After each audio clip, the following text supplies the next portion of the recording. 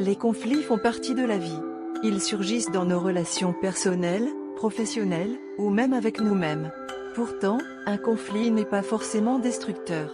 Il peut devenir une opportunité de croissance si nous choisissons de le traverser avec sagesse et compassion. Le stoïcisme et le bouddhisme offrent des outils complémentaires pour gérer les conflits. Le stoïcisme nous guide dans la maîtrise de nos réponses. Le bouddhisme nous enseigne l'accueil et la compassion. L'harmonie dynamique, en les unissant, propose une voie concrète pour transformer les conflits en opportunités d'évolution. Dans un conflit, il y a toujours deux dynamiques, une force de résistance et une force d'accueil. Le stoïcisme nous apprend à ne pas réagir impulsivement, mais à observer la situation avec recul. Que puis-je contrôler ici? Cette question nous ancre dans la maîtrise. Le bouddhisme, quant à lui, nous invite à accueillir la situation avec compassion. L'autre n'est pas un ennemi, mais un être humain, souvent en souffrance ou dans l'incompréhension. En observant sans jugement, nous transformons notre regard sur le conflit. Pour naviguer dans un conflit, commencez par pratiquer l'écoute active. Cela signifie écouter non seulement les paroles, mais aussi les émotions derrière ces paroles. Voici 3 étapes simples. Respirez profondément avant de répondre pour éviter la réaction immédiate. Écoutez pleinement, sans interrompre, en cherchant à comprendre l'autre. Reformulez ce que l'autre exprime. Si je comprends bien, tu ressens. Cela montre que vous êtes attentif.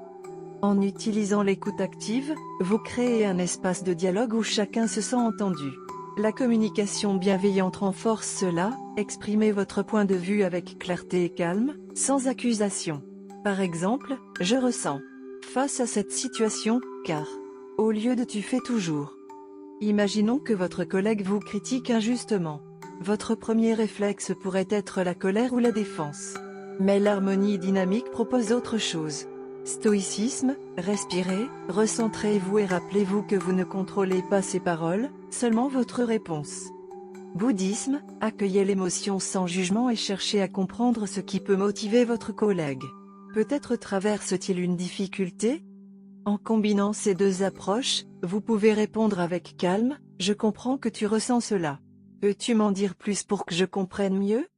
Dans cette réponse, vous désamorcez la tension tout en affirmant votre position avec sagesse et ouverture. Vous avez transformé un conflit potentiel en opportunité de dialogue et de compréhension. Les conflits sont inévitables, mais grâce à l'harmonie dynamique, ils deviennent des leviers pour grandir. En équilibrant maîtrise stoïcienne et accueil bouddhiste, vous pouvez naviguer les tensions avec sagesse et compassion.